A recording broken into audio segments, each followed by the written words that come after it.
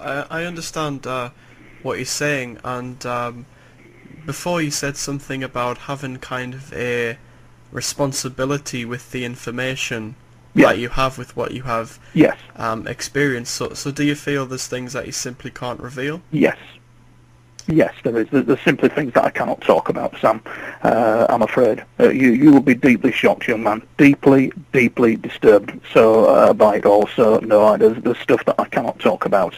And Right. by the way, I don't work for any government agency. I'm not one of these people who do that kind of thing. But I just know from my own individual experiences and what I've seen that there's some things of it that are off limits until you can get clearer to see what's going on from the fog that is being presented to you, Sam. Do you get me drift? So, but Right. there's some things that have happened to me that I won't talk about. For example, I was attacked twice. Since talking to you, I was attacked twice by a UFO, and there was one evening I was actually attacked by one, and it was quite unbelievable what happened. I was told. Kept getting this mysterious warning not to go out and film them on my own. UFOs, don't go out late at night and film them on my own. I kept getting this mysterious warning, so I thought, right, okay, and I didn't listen. And I went round about 2 in the morning, half 1 in the morning, I was kind of like up near the Selby bypass, where there's a new bridge, and one of these objects turned up, and it was being very elusive, and I'm trying to film it, and it keeps glowing off and coming on, and rah-de-rah. And I'm thinking, well, what's going on here? So I turned away and put the camcorder off. And it jammed, turned it back on again, turned around, and the thing's hovering at about 1,000 feet in the air, looking at me.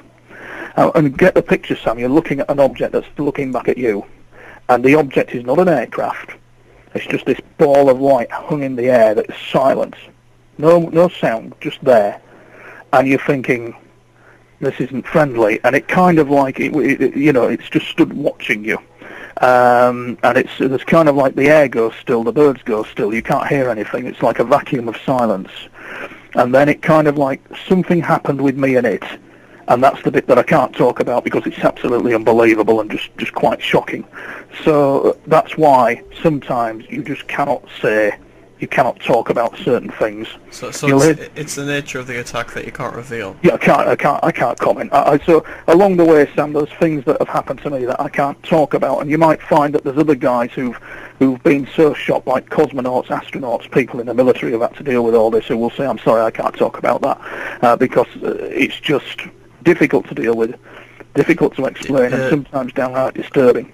Are we talking about difficult for the experiencer to deal with emotionally? Yes, but if Right, okay. I told you what had happened to me, Sam, I just don't feel right. I'll go to the grave with it, perhaps, or one day I may talk about it. But what we've got to do is find the balance. You see, you've got to be very careful when I'm in a position like me, because Yes. you've got covert interests who wish to cover this up.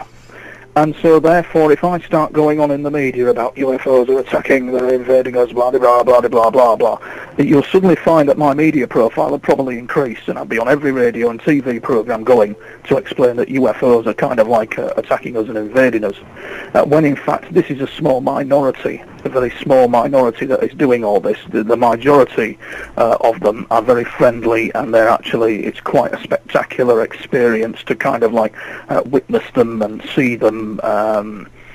Quite amazing, Sam. And maybe that leads me on to another incident that happened to me that was more friendly, so there you go. Right.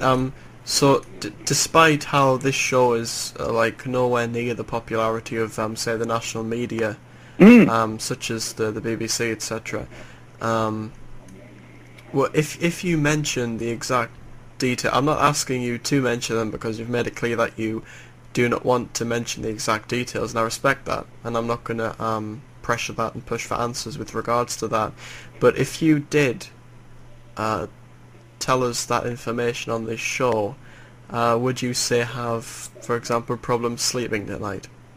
All right, I see. I have problems sleeping at night all the time, Sam, with what's happened to me. I've not sleeping correctly since it all began, so that's no, Right, sleep. okay. What's that? You know, mate, I have trouble sleeping as it is with all this, so that it makes no difference. It's just, I think the best thing to do is when any presenter or anybody in the media says something to me and I don't want to talk about it, I just have to say, I'm sorry, I can't talk about that, and there you go. You know, that's it. There's no until I can get my head around what's really going on, and then I can perhaps talk